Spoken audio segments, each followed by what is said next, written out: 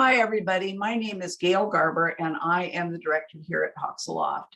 Today, we want to try something different with our weekly video presentation because we have a lot of really amazing slides that can tell a story about a number of different species. The first bird I want to talk about is American kestrel. They are the smallest North American falcon, and they are an obligate cavity nester, which means they have to find a cavity to nest in. The species as a whole has been declining for a number of years, and one of the thoughts is that it's competition for ever fewer nest cavities for these birds to nest in because they have to compete with other birds like starlings and bluebirds and woodpeckers, and a lot of the old buildings they used to nest in are no longer there. So it becomes ever harder to be an American kestrel. So these guys can nest in a hole in a tree, or a lot of them out in the countryside far away prefer nesting in cliffs. In New Mexico, we have a number of different cliffs that are suitable for many species to nest on. And here you see a male American kestrel in a natural cavity, and you see those babies that are all nestled. They're really quite safe from predation when they're in the cavity because nobody's going to be able to get in there to get them. Unfortunately, they're not able to really flap and exercise their wings like they would be if they were in a nest. And when they leave their hole, they're really vulnerable because they're really poor flyers. Kestrels are fiercely protective of their territory, and they will even take on much larger birds like this red-tailed hawk. And they actually succeed in driving them away.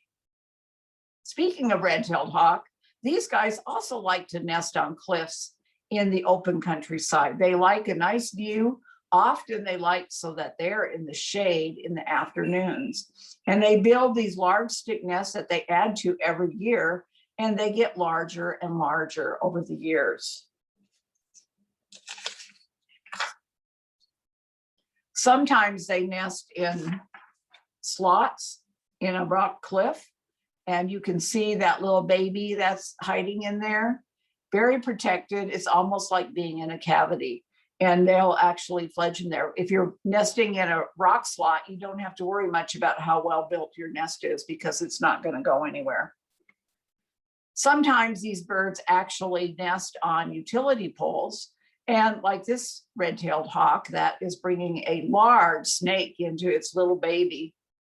And these nests often are not very substantial, and they'll blow down between nesting seasons. This nest was actually fledged 3 young, even though there's only a picture of that one. So there's quite a wide variety of places where red-tailed hawks choose to put their nests. The largest bird that we have in North America, the largest hawk, is a ferruginous hawk, and they build huge nests, sometimes 10 feet, deep and maybe 6 feet across. In lots of times they nest in juniper trees or pinyon trees. And you can see that this has got to be a pretty big nest. And of course, there is the ubiquitous western kingbird that is harassing them.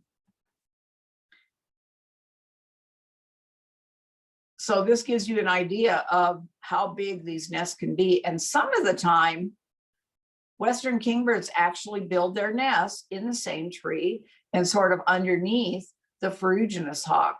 So this nest could be 20 years old or more. And you can see it probably puts a lot of stress on that tree. And indeed, this is what happened to that nest this year. In 2021, when Larry went out to look at it, there's the nest on the ground. That's the end of that one. We don't know if the birds will try to rebuild there or not, or they will look for another place to put their nest this year. And sometimes they actually build a nest, and as the nest gets bigger and bigger, it actually kills the tree that it was in. And it becomes quite obvious. They look like lollipops out there. The largest bird that we have in New Mexico is the golden eagle. The largest raptor is a golden eagle. And here's a beautiful juvenile golden eagle that Larry was looking for a long time. Every year when he'd go to his study site, he'd see these juvenile eagles and he would know that they had to be nesting there, but he could not find them. And finally, this year in 2021, he actually found the cliff where these birds chose to put their nest. And you can see that they've been nesting there for a long time. You know, those nests have been built up over many, many years. But this year, there's no eagles in those nests. Wonder why? Maybe because those nests might be full of bugs.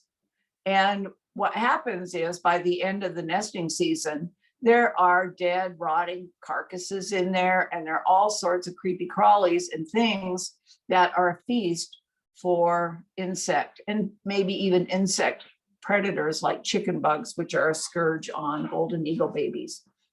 So, you know, these apparently were not suitable this year, and the eagles moved somewhere else.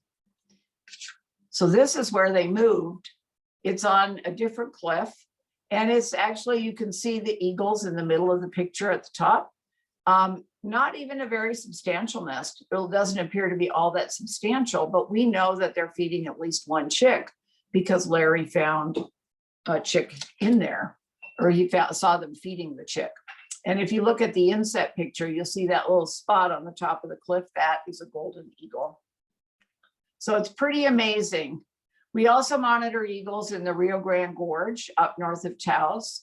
And some of the nests in there in the gorge can be absolutely massive. So they can be, you know, 10 feet across and 15 feet deep. And probably because they're based on a cliff with a shelf underneath it, they're not going to collapse anywhere. So it's kind of amazing. Closer to home in the Bosque, we have a few, but not very many, Swainson's hawks. Swainson's hawks, of course, have the longest migration of any North American hawk, and they spend the winter in Argentina. So they're the last to arrive. And they build stick nests using really fairly large sticks, and they're always in the absolute top of the tree with a 360-degree view. It's a wonderful place to raise your babies when you can see everything that's coming at you. But they don't even show up back here until about the 1st of April. And by then, a lot of the other nest sites are already gone. And sometimes they have to take what's left. These are Swainson's hawk babies that were in a nest in a cholla cactus that was probably only 4 feet off the ground. And, you know, Swainsons are always in a hurry to get their babies out because their babies precede them in migration and they have to leave by early September. So it's a very short breeding season. Also in the Bosque, we have Cooper's hawks. So Cooper's hawks build stick nests, sometimes quite large, but they use a much smaller stick size than Swainson's hawks do. And they put their nests under the canopy. So they're protected from predators that might look on them from above. Here's another shot of a Cooper's hawk nest. And they can be really pretty large. And you can see that adult Cooper's hawk sitting right there, probably guarding its babies. Some of the female Cooper's hawks can get quite aggressive.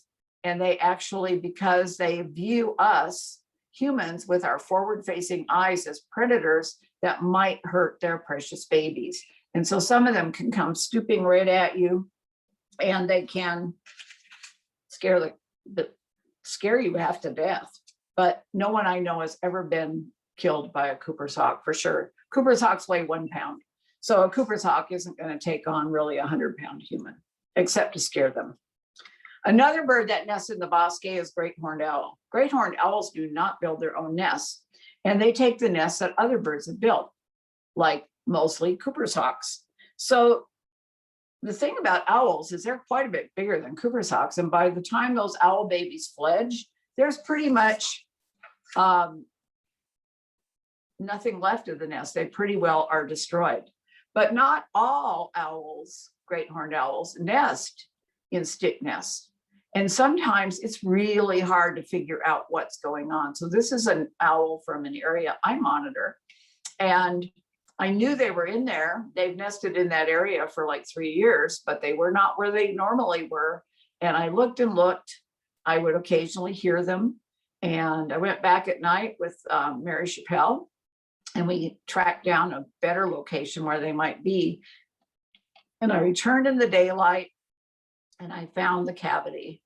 Now, there's nothing about this cavity that would tell you that a great horned owl would be using it, except when I took the picture and when I looked at it later, you can see the feathers that got caught on there when the owls were coming or going. So it's pretty cool. And it's really a challenge. We appreciate all the people that do citizen science raptor nest monitoring for us. They're out there in the bosque. If you run into them, say howdy. And I want to thank all the people that provide their photographs for us to use in these presentations. So thank you very much, and tune in next week when Maggie and Amelia will be back to discuss other types of nesting. I think they're going to talk about siblicide and nest competition. Thank you so much.